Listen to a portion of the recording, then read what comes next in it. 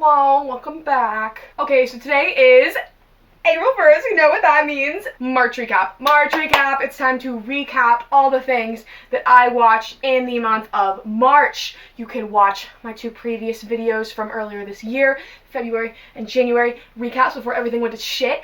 So this month, I'm in quarantine like literally everyone in the entire world.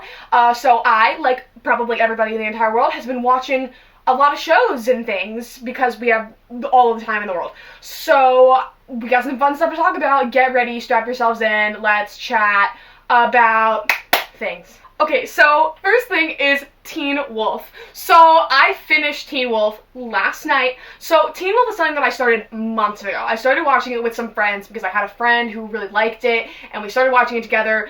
Never finished it. So I was like, alright, I'm gonna finish it on my own time. I've been saying that for ages, and I decided in quarantine, you know what, now is the time to finish Teen Wolf. I was on season 5A, and so I watched the rest 5A, 5B, 6, A, and B. Okay, so let's talk about Teen Wolf. So I just want to say, I think that Teen Wolf is like the best of like that era of supernatural teen dramas. You know, when it comes to like Pretty Little Liars and Vampire Diaries and all that nonsense that we were all into as preteens, I think that Teen Wolf is definitely the best overall. Like, yes, it has its really silly, cheesy, bad moments, but overall, some great characters, some solid world building, just an overall fun time. Stiles Stilinski, you cannot tell me that Stiles Stilinski is one of the best sidekick trope characters ever. Like, he just defines the sidekick trope. But, like, he is the sidekick. Like, he's so iconic. Dylan O'Brien is amazing. I was amazed when I was Stan back in the day. Dylan O'Brien's comedic timing is just unlike no other. He's just such a talented guy.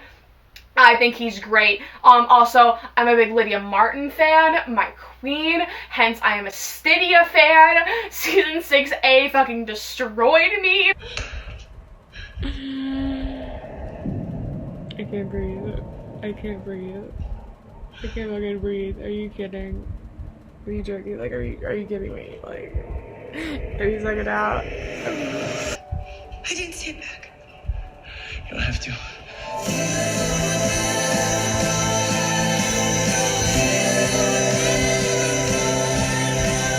Are you kidding me? Like, are you kidding me? Are you joking? Oh my god. The whole Ghost Riders storyline, and let me just say, okay, here's my Teen Wolf hot take. The show should have ended at 6A. I said it. It literally could have ended at the 6A finale with zero changes made whatsoever. Because 6B was so irrelevant. Like, I found 6B so boring.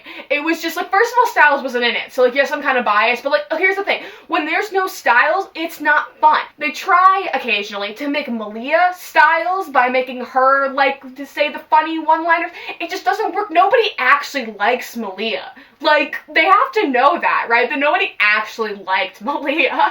So, when you don't have Stiles, there's, like, no fun at all. There's no, because, you know, he's, like, the one human, and so it's, like, when you have all the supernatural people, and they're all just overpowered, it's just not that fun. So, like, 6B overall was just, but other than that, it was just not good. I liked the last episode because Stiles and Derek were in it, and it was a fun time, but, like, overall, could have done without it. 6A was really good. I still stand by that season 3 overall was, like, the best of the show. Like, my favorite episode still is the one, like, that random one where they were at that suicide motel. Like, bitch, that episode was amazing. Are you kidding me? That episode was so good and will forever be the best Teen Wolf episode in my eyes. Thank you for coming to my TED Talk. Let's move on. Rating, Teen Wolf gets, like, a 6.8. Kind of high for a teen drama of that caliber. Has a stupid-ass name, stupid-ass first season, but you know what? It reigns supreme. It has a solid few seasons, and if you want to watch it, it's on Amazon Prime, so have fun with that. Onward! So I saw Onward, like, the opening weekend, before everything went to shit, and all the movie theaters closed. I went with my friends, it was a dandy old time. It's on Disney Plus this Friday! So you can all watch it now for free without having to go anywhere or pay for a movie ticket. So Onward was very nice. Onward in my eyes, some people are going to understand this and some people aren't, but it felt far more Disney animation than it did Pixar. And people are going to be like, what the fuck, it's the same company, what do you even mean? The difference in story quality between Disney animation and Pixar studios are very, very different, because their audiences are very different despite them both being like family-friendly content, if you know what I mean. So like Disney animation has some amazing movies, Big Hero 6, Wreck-It Ralph, some of my favorites. But Disney animation overall is a lot more child, like kid-oriented, as well as merchandise-oriented, where a lot of their movies are sort of fabricated, certain things are fabricated in a way so they can be like, we can sell merchandise of this. Whereas Pixar is definitely going more for the family demographic, and they usually have a lot of stuff that's more for the parents, whether it be like jokes or just like emotional messages and things like that. And I feel like Onward felt a lot more Disney animation in the sense that it felt a lot more childlike and merchandise based, as opposed to like the emotional core that is usually the Pixar side. Now, that does not mean I didn't cry, because I still cried. Like, if you've seen the movie, spoiler, like that part where like he's talking to his dad and like he gives him a hug, like, oh my god, just like the whole thing of Ian being like, no, like I've never even met him, like you need to go say goodbye, like what the fuck, I was bawling. It was beautiful. So overall, I think it had like great characters. I thought they were all fun. You know, they were fun time. I liked Barley a lot. I thought he was fun. Just really lovely world building, but we were kind of aware of all the world building before the movie. That's also one of my problems, is that I feel like all of like the good, fun world building stuff was in the trailer, and I really wish I hadn't seen the trailer, because the stuff like, oh, the pixies and the unicorns, and I feel like all that stuff, like even like the Manticore stuff, was all in the trailer, and I feel like that could have been saved for the movie so that it would have been more of a surprise when you were watching it. It's like, oh, like, that's a fun little, because, you know, the whole point of the contemporary fantasy was that it was all, like, really clever ways to, like, integrate fantasy into a modern world. I thought that was such a fun concept. But when they sort of showed us all of that in the trailer, and then a lot of what we saw in the movie was more traditional fantasy stuff, it was kind of disappointing. But overall, I thought it was really cute. It was a good, like, if you're a Pixar fan, it's definitely worth a watch. It was better than, like, Good Dinosaur, story-wise, you know? It wasn't, like, to that level, but it was just, it felt a lot more young, which is totally okay. But, like, as far as Pixar goes, it felt a lot younger than some of their previous Disney-owned contenders, such as, like, Inside Out, which was, you know, you could argue very fairly that, like, Inside Out is a lot deeper than Onward, if that makes any sense. But this is just my opinion. Don't crucify me. I'll give Onward a 6.6. Love is Blind. I wasn't gonna put this on the list, but, like, everybody was talking about the show when it first came out. And, like, I watched The Bachelor. That's another thing I watched in March, but I feel like, what can you even say about the season of The Bachelor, other than that it was the best season of The Bachelor? Because it was just straight garbage. All the contestants were just terrible. Peter's the worst Bachelor we ever had. It was just so entertaining. Like, all the nonsense drama that happened in that season, it was perfect. But Love is Blind was, I'm not going to explain Love is Blind to you, because you're either fortunate enough to not know what it is, or you've seen it. It's a Netflix original reality show, though. It was just such a hot mess. Like, it was so hilarious to me. Like, all the weddings, like, when they just, like, actually, like, went to the wedding, and then they were like, I don't. Like, that's only the kind of shit that you would see in a reality show. Like, nobody does that. It was so fabricated.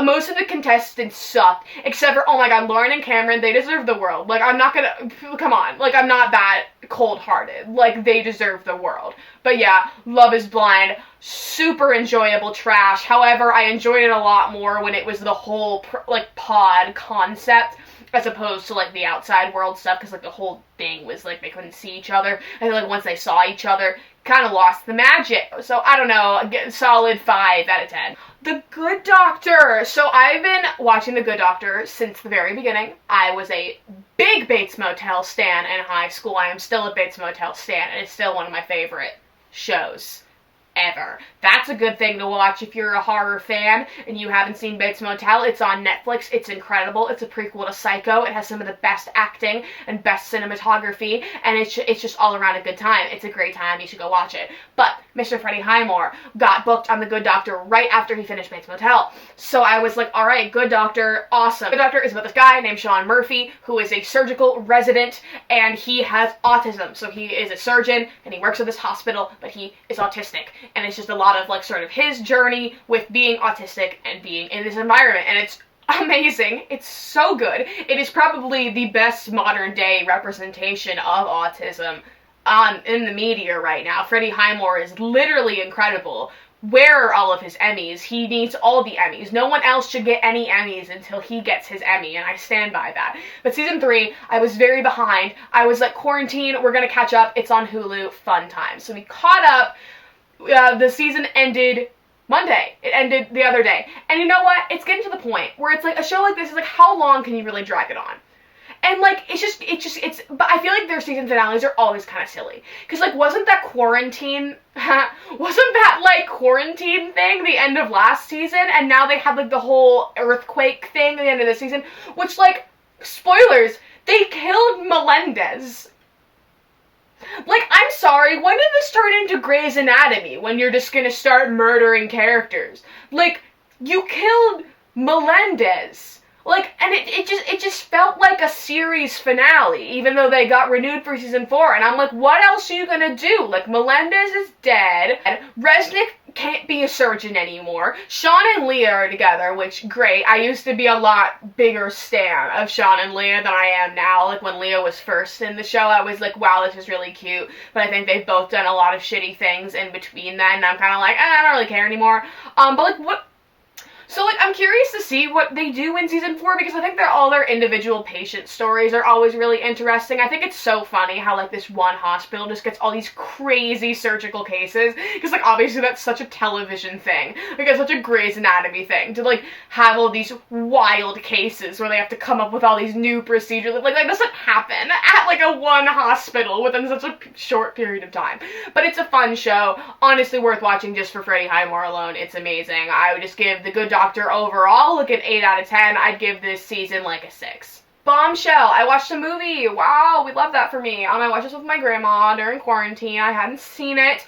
So it's about the Fox News scandal of 2016, how there was a whole sexual assault thing happening during the Me Too movement, Donald Trump's presidency. It's a very recent thing, so I'm kind of surprised that a movie got made of it so recently. But I mainly wanted to watch it because my girl Margot Robbie's in it, Nicole Kidman is also in it, we love that, Mrs. Barber herself, Kate McKinnon, all the relevant blondes in Hollywood were in this movie. So if you're a fan of some sort of blonde actress in Hollywood, they were probably in this movie. But honestly, I liked it a lot more than I thought I did. I thought I would. I had heard a lot of, like, mixed things about it, and, like, obviously it's a very, like, feminist-based thing, but it's, like, it's all based on real things that happen, and I don't think that they in any way went outside of what actually happened and tried to make anything more absurd, as a, aside from the fact that, like, Margot Robbie's character wasn't a real person in real life, so they used her to sort of fabricate some scenes to represent what was happening to the real people, if that makes any sense. But I didn't think it was out of line in any way. I enjoyed it a lot. I think it was just interesting to see, like, the kind of behind the scenes of a big corporation like that, like Fox News, because, you know, Fox News has a history for being Fox News. And yeah, it was a good time. It's a bit of a downer, but it has, like, an uplifting ending, so would recommend 7 out of 10. Barry! I finished Barry, guys. I did it. I finished Barry. Only took me a billion years. Bill Hader's HBO show, Barry. Season 2 fucking slapped. I watched season 2 this month. It was amazing. Like, nobody warned me how good season 2 was. Like, season 1 was great. Season 1 was fun. It was a good time. We introduced the whole concept, his best of both worlds dilemma. But, like, season 2 was so good. Just, like, the conflicts were good. The stakes were really high. All the characters were vibing. That whole episode where he, like, where he got, like, sent on that thing, and there was, like, the rabid daughter was just fantastic. Like, so good. Like, the end was wild. I was actually invested in Sally as a character. I didn't like her at all in the first season. I feel like she still has a ways to go, but I feel like her story was just, like, I felt for her more. Yeah, Barry season 2, amazing. Honestly, 9 out of 10. It's on HBO. You should go watch it. Support our man's Bill Hader. I'm so excited for season 3. I have no idea when it's coming out, but considering the state of the world right now, no one knows when anything is coming out. So we just have to suffer in peace with all the things that are already available to us. Steven Universe Future. Okay, so I've been watching Steven Universe for a couple years. I have not been watching it since the beginning, but I've been watching it for a couple years. So Steven Universe ended with the most amazing episode ever of all time ever, Change Your Mind. It was one of the best, if not the best, episode of a cartoon saga, like, ever. Like, it was incredible. And then they did the Steven Universe movie, which was a lot of fun, and then they did Steven Universe Future, which was like an epilogue show. It took place a few years after Steven Universe ended, so he's now like 16 years old, and so the epilogue series, he is now like 16, 17 years old. And it was interesting. I actually have a video reacting to the first few episodes on my channel if you want to go watch that, if you're a Steven Universe fan. My overall feeling is that this season wasn't necessary. Like, we didn't need this season.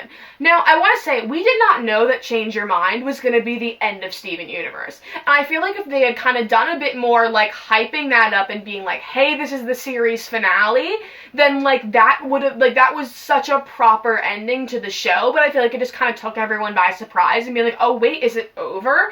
That, like, we did want more. But, like, I just feel like Future didn't really resolve anything. Like, there wasn't really anything else that we needed after Steven Universe ended. I know a lot of people are going to argue that because Steven had his whole, like, mental health thing in Future, and, like, you know, I don't know. I feel like it was fun. I feel like it had some fun episodes. I like that we finally got Converse. Holy shit, it took them how long? Which was really lovely. The finale made me cry like a bitch. Don't get me wrong, I was bawling. But I was bawling because it was over, not because of the content. I feel like the finale itself was very weak, but I feel like it only felt weak because Change Your Mind was so epic. And that's the whole issue, is that nobody expected Change Your Mind. And then it just came out of nowhere, and it was just incredible. It was just the best thing ever. And, like, nothing else was going to top that after that. And I feel like that was their downfall from the start. And so I'm glad that they did it. I'm glad that they did the movie and this season, and we got some more, and we got to properly, you know, say goodbye to Steven Universe and, like, properly prepare, because we had the final series end date, so we, you know, but I just feel like overall the content was not needed. Like, it could have ended at Steven Universe, and that would have been okay.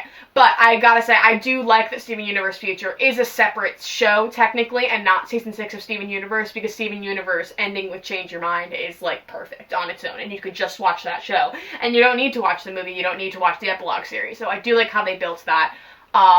Steven Universe means a lot to me, it means a lot to a lot of people. I just think it did so much for just so many things. I just feel like it opened up so many doors for cartoons and for children's entertainment and for the LGBTQ plus community that was just represented in that show like never before in a children's show. It just did so much for that. Like having the first lesbian wedding on a children's show and have it be so open and celebrated and amazing. Like there's so many feats on that show. So many amazing characters. So many amazing LGBTQ plus characters. And it's just like, I love that for them. That was such a big, momentous show in history. You know, like Steven Universe is always going to be like that show that like made those sacrifices, like went forth and was like, Rebecca was like, I want to do this, and I know I'm going to get a lot of backlash for wanting to do this, and I'm going to fight for it, and I will always have respect for that. I am just very happy that there are kids who got to grow up with that show and got to see the normalization of those sexualities and those identities and things. I just really love that. We're getting sappy. Steven Universe Future, like a 6.3. But Steven Universe is like a 10.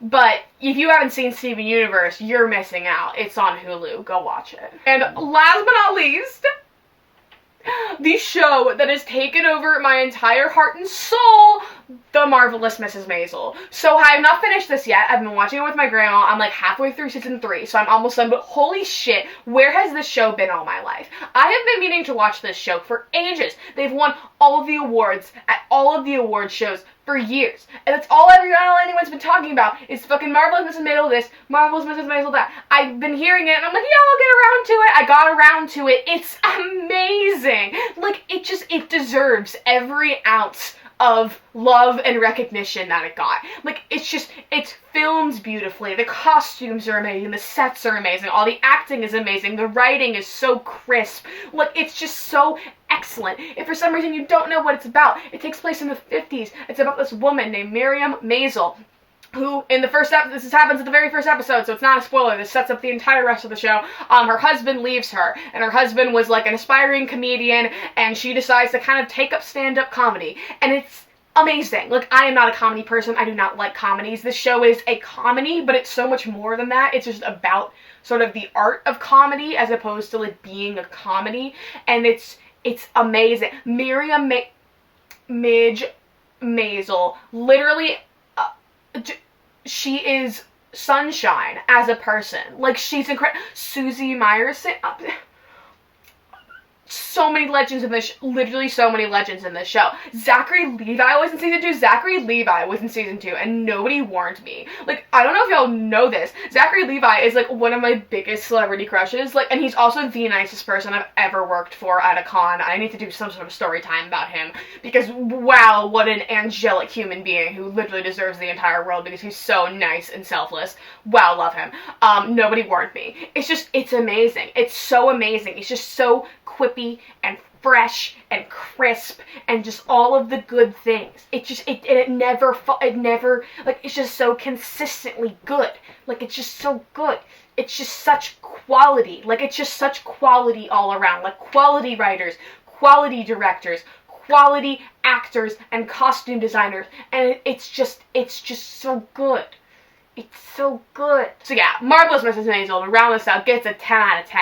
I don't care that I haven't finished it yet. I don't care if Zachary Levi's not in the show anymore and he just had a little guest role for like a few episodes and now he's not. I'm very upset about it. We're not going to talk about it. Joel looks like a sponge. You cannot tell me that Joel does not look like a misshapen sponge. I am Team Benjamin till the end. So that wraps up my March recap. I'm surprised I didn't watch more this month, actually, looking back. But there are lots of things I need to watch this month now. We're still in quarantine, indefinitely for the time being. I gotta watch Tiger King. I gotta watch Legion, Euphoria, Castle Rock, lots of things.